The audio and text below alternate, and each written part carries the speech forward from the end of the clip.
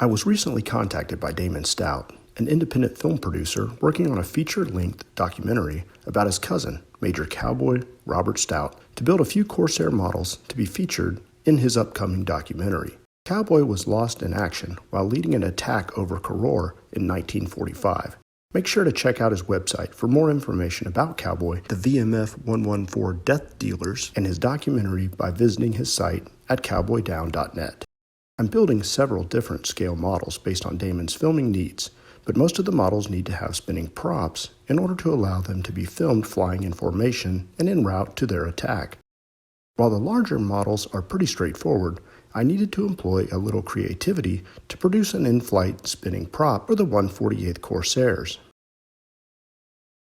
Tamiya produces a prop action F4U-1A Corsair, but it requires the model to be powered by a battery that's mounted externally. This wasn't going to work for my needs, so I devised a little system where a small 1.5 volt button battery could be placed inside of the centerline fuel tank, with the leads also serving as the switch. This way, when the fuel tank was connected, the prop would spin.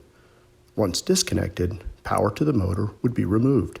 Here's a look at the system installed in the 148th Tamiya F4U-1A Corsair.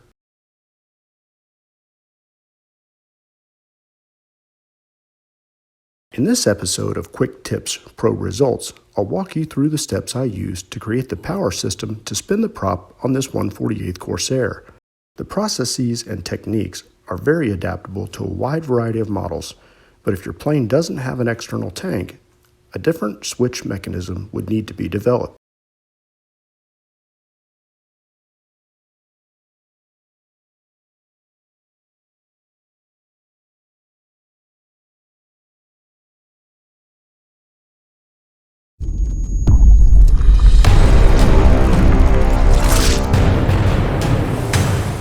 Welcome back to Flying S Models. I appreciate you tuning back into the channel. I'm not going to spend time reviewing the 148th Tamiya Corsair in this particular video, but this boxing is just what I needed to build a VMF 114 Death Dealing Corsair. Let's take a look at the materials I used to make this spinning prop model. You'll find links to those along with other products that are on my bench in the video description below. You'll need some small 1.5 volt button batteries, some 1.5 volt micro electric motors, a little small gauge wire, in this case I use 28 gauge super flexible silicone wire, and various sizes of rare earth magnets. I use both 1.5 and 3 millimeter magnets. Since this was going to be a movie prop, there were a couple things that I needed to consider. One, I needed the battery to be replaceable after it was drained. And two, I needed the motor to be replaceable just in case it burns out or fails. Because of this, I was going to have to make sure that the fuel tank could be opened up and also that the cowl and engine parts could be removed to give access to the tiny electric motor. As I mentioned, the leads coming out of the fuel tank will act like a switch when plugged into the bottom of the fuselage. I'll disassemble the model now to show you how I built everything up and to also demonstrate the access that's available to replace the motor should it be required. First, I'll pull off the prop. Next, I'll pop off the cowl to get access to the engine.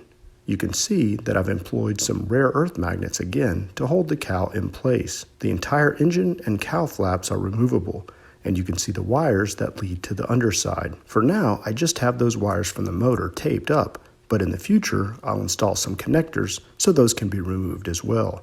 I made the front row of cylinders in the crankcase removable. This is how to gain access to that little micro electric motor housed inside. You can see that the micro motor fits snugly into the rear bank of cylinders. Let's take off the lower wing to see the female copper lugs that I made to accept the male plugs coming from the fuel tank. For now, everything is held in place with tape so that I can illustrate the various steps necessary to make the little power system. Peeking into the inside of the lower wing section, you can see the copper tubes that serve to accept the plugs from the tank. Like I said, I needed the cowl to be removable, so I made a little holder for the 3 millimeter rare earth magnet and cut away a slit in the firewall to allow that holder to be installed and made up with the magnet epoxy to the rear cowl section. You can see how strong those little magnets are and how well they hold that cowl in place. To help hold the micro motor in place and to allow the front bank of cylinders to be removed, I installed 1.5mm magnets around the front of the rear bank of cylinders and at the corresponding locations at the back of the front bank. This allows easy access to the motor and helps align the cylinders and keep them in place while the prop is spinning. Taking a look at the new motor and unmodified engine parts, you can get a feel for what I had to do to make the little motor fit within the kit's engine parts. The motor fits nicely into the front cylinder bank right out of the box, but the attachment lug for the crankcase needs to be removed to allow it to push up through the cylinders and go inside of the crankcase. The diameter of the crankcase attachment hole is a little small, so it does need to be drilled out to accept the micro motor. After removing the attachment lug, I permanently installed the crankcase to the correct position on the front bank of cylinders. I drilled out the hole in the rear bank of cylinders as well to allow the motor to fit through. With small holes drilled into the cylinder banks, the tiny magnets were pressed into place and secured with small drops of superglue.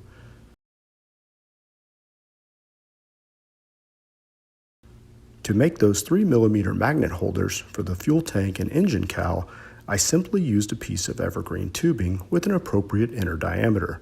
I measured and cut them to length based on where they were going to be placed with a small tubing cutter. The small magnet is then press fit into the plastic tube, and the tube is glued in place with Tamiya superfine thin cement and allowed to cure. Make sure to give yourself plenty of room inside the fuel tank when mounting those magnets. Another thing to check before you install them in the tubes or in position on the engine or cowl is the polarity. Last thing you want is for those magnets to actually repel each other. I couldn't find a battery holder small enough to fit inside the fuel tank, so I did solder the wires directly to the button battery. You can see, just like the cowl, how the bottom of the fuel tank pops into place and is tightly secured with those tiny magnets. Now let's put everything back together and give that engine another run-up before we wrap up this video. I'll tape the lower wing in place, press on the engine and motor mount, and snap the cowling into place.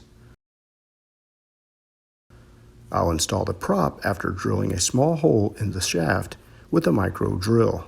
I check to make sure that it spins freely before powering things up. Just plug in that fuel tank and get your motor running. So there you go, another quick tip pro results video. This time, one that shows you how to make and install a small power system to spin the props on your plastic models. Again, I appreciate you tuning back into the Flying S Models channel and hope that you found this short video informative and helpful. Make sure to leave me some feedback telling me what you like and even didn't like about this particular video, and also make sure to check out Damon's website to get more information on his upcoming documentary, Cowboy Down. We'll see you next time.